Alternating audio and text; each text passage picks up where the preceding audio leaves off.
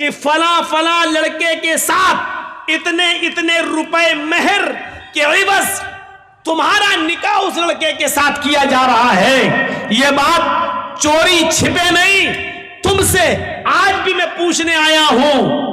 آج میں تمہارا جواب سننا چاہتا ہوں. ایسا تو نہیں کہ تم اپنے باپ کے پریشر میں آ کر اتنا بڑا قدم اٹھا رہی ہو کہ اپنی زندگی کسی کے حوالے کر رہی ہو، یا اپنی ماں کے پریشر میں یا اپنے بھائی کے پریشر میں آ کر یہ قدم اٹھا رہی ہو. نہیں، آج بتاؤ، وکیل اور گواہ کے سامنے بتاؤ، کیا وہ لڑکا تمہیں پسند ہے؟ وہ لڑکا، اس کا نام یہ، اس کی ولدیت یہ، اس کی عمر یہ، اور اتنے اتنے روپے یا اتنا سونا اتنا چاندی مہر سکہ رائج الوقت علاوہ نان نفقہ آپ ان کے نکاح میں دی جا رہی ہیں. کیا آپ کو وہ لڑکا قبول ہے؟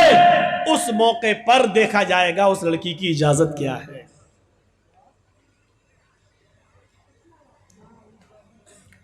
اللہ کے نبی فرماتے ہیں کہ اگر وہ خاموش رہ گئی، کنواری لڑکی، باکرہ لڑکی، اگر وہ خاموش رہ گئی تو یہی اس کی اجازت ہے. اگر وہ خاموش رہ گئی یہی اس کی اجازت ہے. یہاں پر بھی جہالت ہوتی ہے. معلوم ہے کیا ہوتی ہے جہالت؟ اس لڑکی کے پاس اس کی سہیلیاں بیٹھی رہتی ہیں. جب یہ پوچھا جاتا ہے کہ تمہیں اس لڑکے کے ساتھ نکاح کیا جا رہا ہے، کیا تمہیں قبول ہے، تو یہ تو بیچاری خاموش ہے. لیکن اس موقع پر جو اس کی سہیلیاں ہوتی ہیں اس کو بولتی ہیں، بول دو، بولو، ہاں قبول ہے، بولو. اور جب تک وکیل سن نہیں لیتا ہے اور گواہ سن نہیں لیتا ہے کہ ہاں اس نے کہا کہ مجھے قبول ہے، تب تک وہ دستخط نہیں کراتا ہے سگنیچر. یہ غلط ہے طریقہ، نہایت غلط ہے طریقہ. ایک بار پوچھو زور سے کہ فلاں فلاں لڑکے کے ساتھ اتنے اتنے روپے مہر کے عوض تمہارا نکاح اس کے ساتھ کیا جا رہا ہے، کیا تمہیں وہ لڑکا قبول ہے؟ وہ لڑکی سر نیچے کر لے، خاموش ہو جائے تو یہی اس کی اجازت ہے. اذنها سماتها، اس کی خاموشی ہی اس کی اجازت ہے بس. اور وہیں سے اس کے دستخط کروا لو. چلو نہیں بولے گی کوئی بات نہیں، چلو سائن کرو. اگر لڑکی نے سائن کر دیے یہ اس کی اجازت ہو گئی. اور اگر اس کو لڑکا پسند نہیں تو وہیں پر وہ کہہ سکتی ہے کہ مجھے پسند نہیں ہے یا میں نکاح نہیں کرنا چاہتی اس سے. پھر اس لڑکے کا نکاح کسی بھی قیمت پر نہیں ہوگا. لڑکے کا نکاح لڑکی کی اجازت کے بنا نہیں ہو سکتا ہے. اس لیے پہلے اسلام نے یہ پاور، یہ ادھیکار لڑکی کو دیا ہے. بارات لے کے تم پہنچ بھی گئے، تمہارے ساتھ 400 پیٹو بھی پہنچے ہوئے ہیں جو لڑکی والے کے ہاں کھانے کے لیے بھوکے بھیڑیوں کی طرح پہلے پہنچے ہوئے ہیں. اور نکاح سے پہلے ناشتے کا دور چلتا ہے، اور ناشتے کے دور نظر رکھی جاتی ہے کہ بعد میں زندگی بھر لڑکی کے باپ کو تانے مارے جائیں گے اگر ایک بھی مٹھائی میں کچھ گڑبڑی پیدا ہو گئی تو. تیرے باپ نے یہی بارات میں کھلایا تھا. اس لیے بیچارہ لڑکی کا باپ قرض ورز لے کر کسی طریقے سے اس بھوکے بھیڑیوں کا پیٹ بھرتا ہے اور اچھا سے اچھا کھلانے کی کوشش کرتا ہے تاکہ یہ بھیڑیے بعد میں منہ نہ کھولیں. الٹا سی برا ہنسی آ رہی ہے. بارات میں آپ ہی لوگ تو جاتے ہو اور ہنس رہے ہو یہاں بیٹھ کر. یہ بھوکے بھیڑیے کون ہیں؟ ہم اور آپ ہی تو ہیں. سسٹم بدلیے، سسٹم بدلیے. میرے بھائیوں، کھانا پینے کا دور چلتا ہے.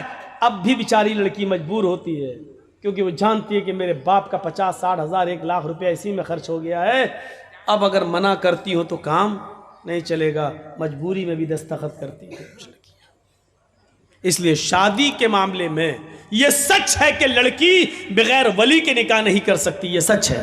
لیکن یہ بھی سچ ہے کہ لڑکی کی اجازت کے بنا بھی آپ کسی لڑکے کا نکاح اس کے ساتھ نہیں کر سکتے.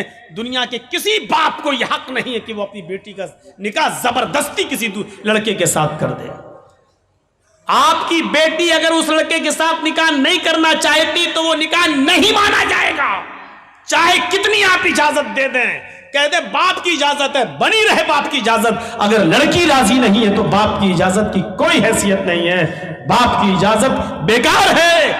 شادی وہ مانی جائے گی لڑکی بھی راضی ہو اور اس لڑکی کے نکاح میں اس کا باپ اپنی بیٹی کی اجازت کے بعد ولی بنتا ہے اور اپنی بیٹی کا نکاح کراتا ہے.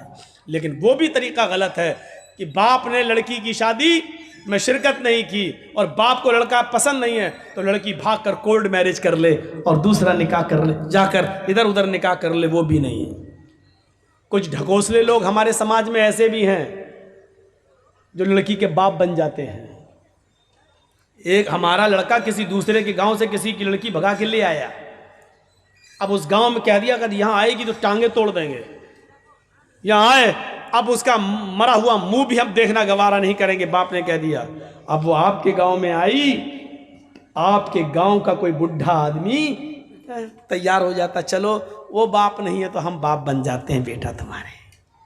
یہ بڈھا سب سے پہلے جہنم میں لتیایا جائے گا جو باپ بنا۔ تیرے باپ بننے سے تیری بیٹی نہیں ہو جائے گی۔ وہ اتنا یاد رکھنا، یہ سماج کے اندر سب سے بڑا ظلم ہے، اور لڑکیوں کو جو فرضی ماں باپ مل جاتے ہیں یہ حوصلے مل رہے ہیں، ان کو یہ حوصلے ملتے ہیں اس لیے وہ بھاگ جاتی ہیں گھر سے۔ ارے اس گاؤں میں جائیں گے تو فلاں کا باپ ہمارا باپ بن ہی جائے گا، یہاں سے حوصلے ملتے ہیں اور لڑکیاں بھاگنا شروع کر دیتی ہیں اپنے گھروں سے زیور لے کر۔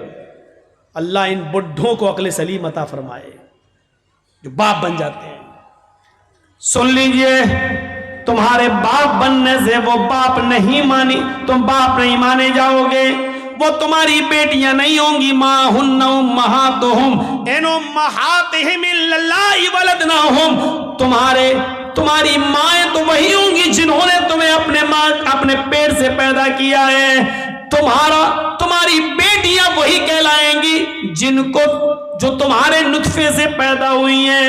ہاں یاد رکھنا، کسی غیر کی بیٹی جو بھاگ کر آئی ہے وہ تمہاری بیٹی کہلانے سے بیٹی نہیں ہو جائے گی۔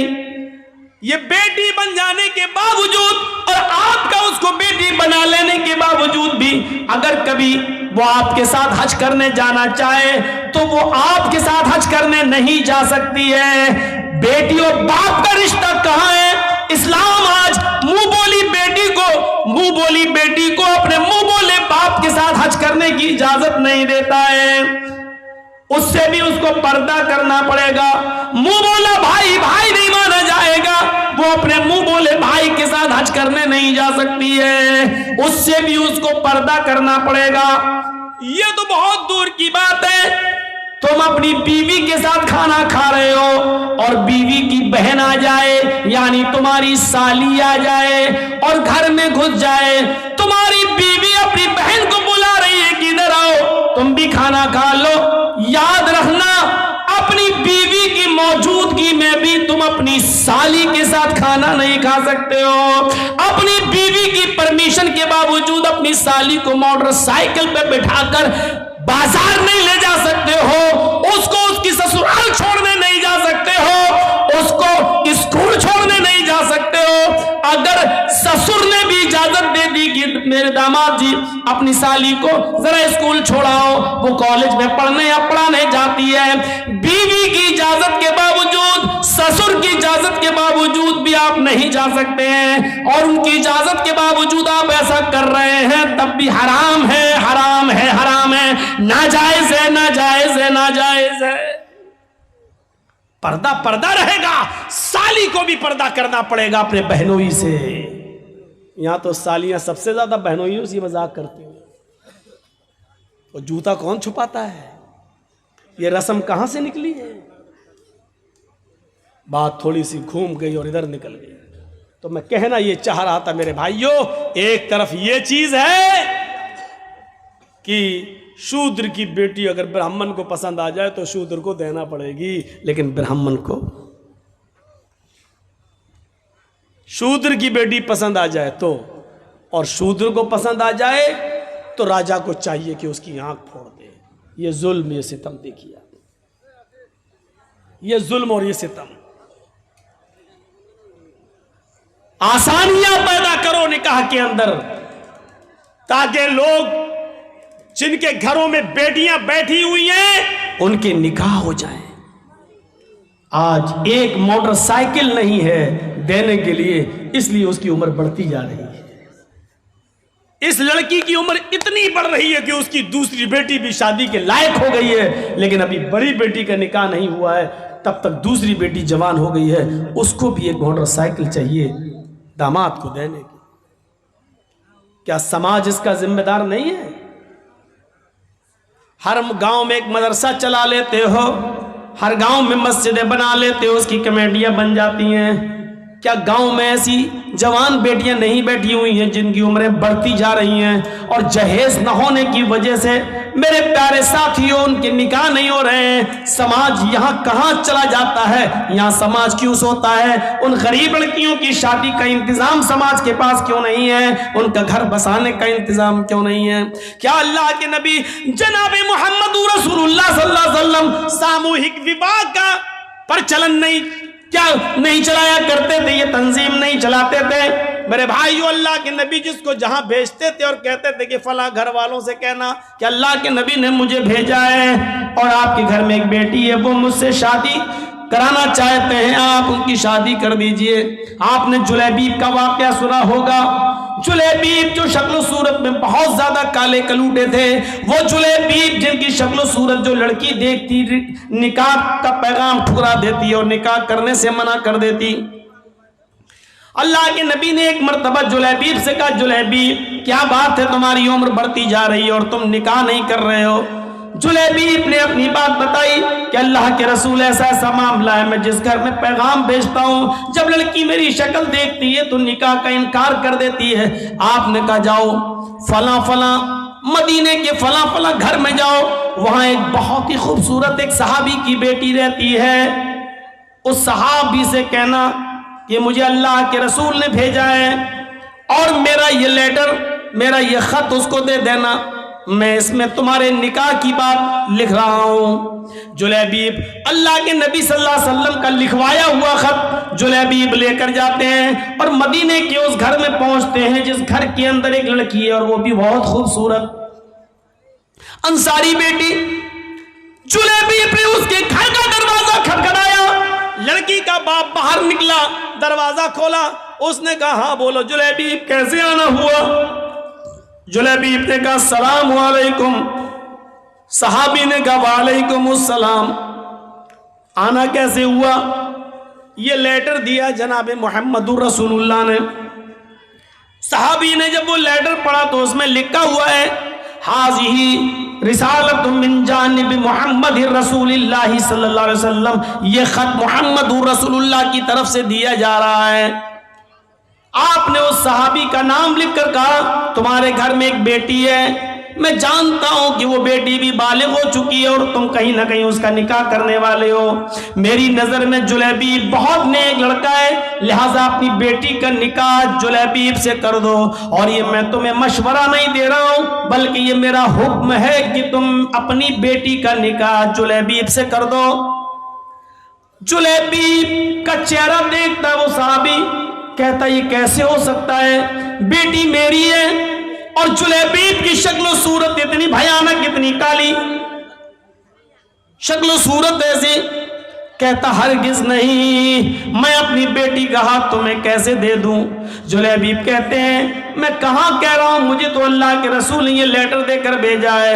اندر سے جب لڑکی جلیبیب کی اور اپنے باپ کی بحث سنتی ہے تو تھوڑا سا باہر نکل کے آتی ہے اور کہتی ہے ابو جان کیا بات ہے؟ کہا بیٹی یہ اللہ کے نبی نے لیٹر دیا ہے. بیٹی نے جب وہ لیٹر پڑھا تو لیٹر پڑھنے کے بعد کہتی ہے ابو جان اس سے تو میں بھی نکاح نہیں کرنا چاہتی، لیکن لیٹر میں تو لکھا ہوا ہے کہ یہ میرا حکم ہے، مشورہ نہیں. اللہ کے رسول کا حکم اگر ہم نے نہیں مانا تو ہماری آخرت بھی برباد ہو جائے گی اور دنیا بھی برباد. نبی اکرم کا فیصلہ ہمیں ہر حال میں ماننا ہے. میں بھی نہیں چاہتی ہوں کہ اس آدمی سے نکاح کروں، لیکن محمد رسول اللہ کا فرمان ہے، اس لیے آمنا و صدقنا، ہمیں ماننا پڑے گا. اللہ کے نبی نے کہا ہوتا مشورہ ہے تو میں نہیں بھی مانتی، لیکن یہ تو حکم ہے، مشورہ نہیں، اس لیے ماننا پڑے گا. باپ نے کہا بیٹی کیا بات کرتی ہو، ذرا اس کی شکل تو دیکھو، اس کا چہرہ تو دیکھو، اس آنے والے کو تو دیکھو، اس کی شکل کی طرف تو جاؤ. بیٹی جو جواب دیتی ہے اس کو اردو کے ایک شاعر نے یوں نقل کیا ہے کہ بیٹی بولتی ہے نہیں. کہا ابو نے بیٹی اس آنے والے کی طرف دیکھ، بیٹی کہتی ہے نہ آنے والے کو دیکھ نہ جانے والے کو دیکھ، نہ آنے والے کو دیکھ نہ جانے والے کو دیکھ، دیکھنا ہی ہے تو خط کے بھیجنے والے کو دیکھ۔ باپ نے کہا بیٹی مانا تیری بات صحیح ہے، لیکن ذرا اس کی شکل و صورت تو دیکھو، بیٹی تو کیسے اس کے ساتھ رہے گی؟ بیٹی کہتی ہے مانا کی شکل ہے اس کی بدصورت، مانا کی شکل ہے اس کی بدصورت اور جسم ہے اس کا ماند، مانا کی شکل ہے اس کی بدصورت اور جسم ہے اس کا ماند، مگر خط کا بھیجنے والا تو ہے 14ویں کا چاند۔ مجھے اس سے کیا مطلب؟ مجھے تو حکم رسول کی پابندی کرنا ہے، جناب محمد رسول اللہ کی بات ماننا ہے۔ پھر لڑکی کا باپ مجبور ہوتا ہے بیٹی اگر تو تیار ہے تو پھر میں بھی تیار ہوں، میں بھی اپنی آخرت برباد نہیں کرنا چاہتا۔ اور اس باپ نے اپنی بیٹی کا نکاح اللہ کے رسول کے بھیجے ہوئے اس قاصد حضرت جلیبیب سے اپنی بیٹی کا نکاح کر دیا۔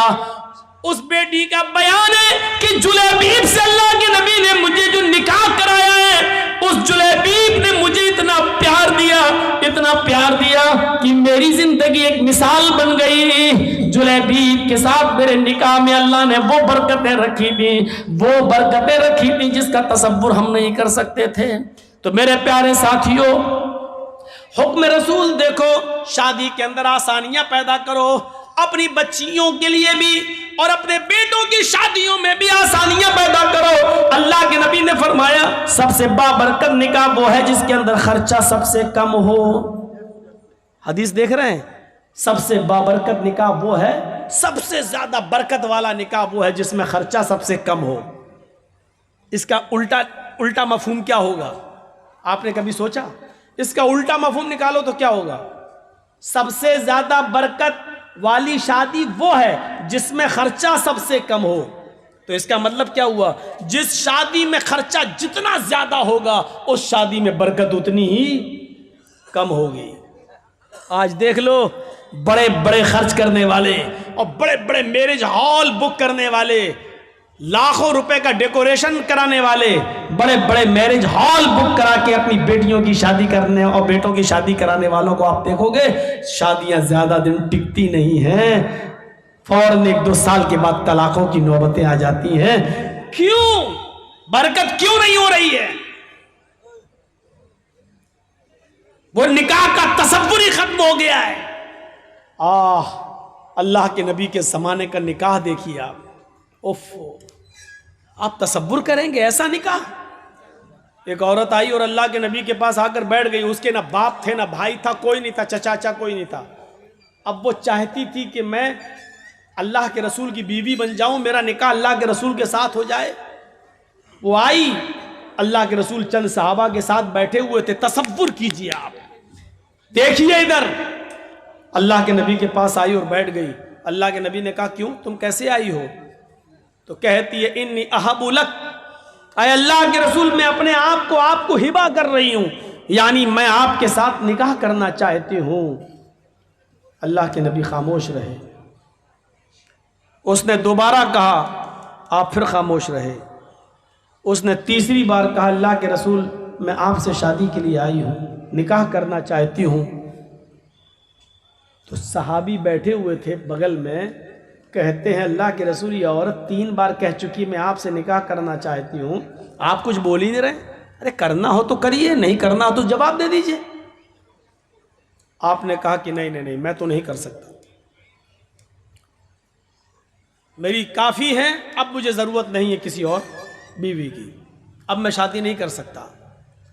تو جھٹ سے وہ صحابی جو بیٹھے تھے کہنے لگے اللہ کے رسول آپ کو ضرورت نہیں ہے لیکن مجھے تو ضرورت ہے، اگر آپ نہیں کر سکتے تو میرے ساتھ کر دیجئے۔ وہیں بیٹھے، تصور دیکھیے، پہلے وہ آپ سے کرنا چاہتی، آپ نہیں میں تو نہیں کر سکتا، تو پھر میرے ساتھ کرا دیجئے۔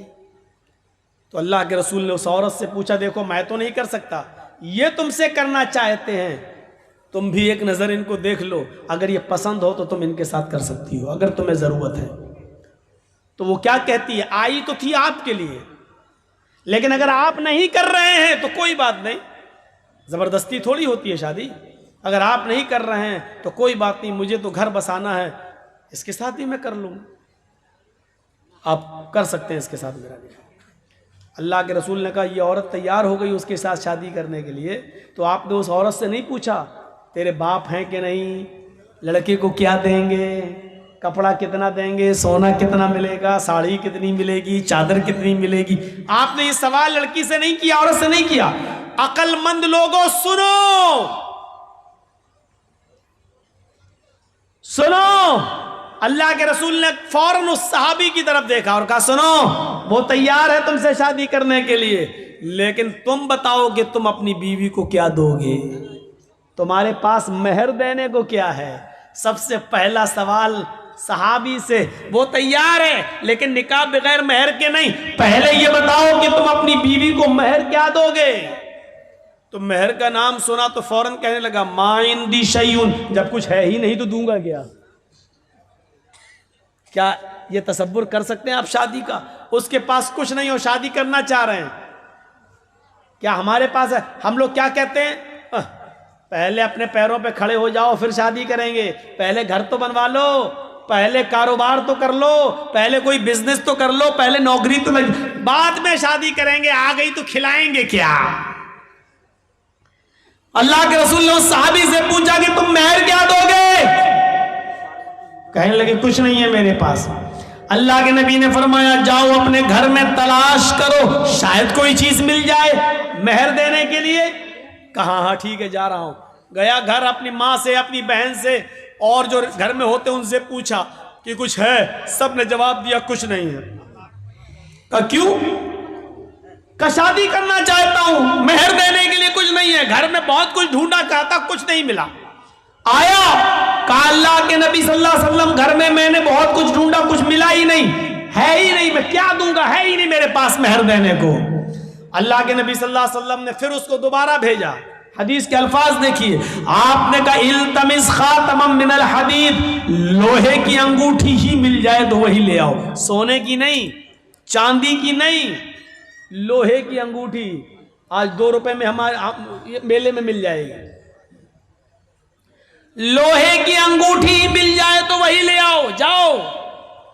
وہ صحابی پھر دوبارہ اپنے گھر گئے، بہنوں سے پوچھا، بھائیوں سے پوچھا، ماں سے پوچھا، سب نے جواب دیا ہے ہی نہیں، لوہے کی انگوٹھی بھی نہیں ملی۔ یعنی 5 روپے، اس زمانے میں 5 روپے، اس زمانے میں تو کچھ اور، اتنا بھی نہیں تھا ان کے پاس کہ وہ لوہے کی انگوٹھی خرید سکیں۔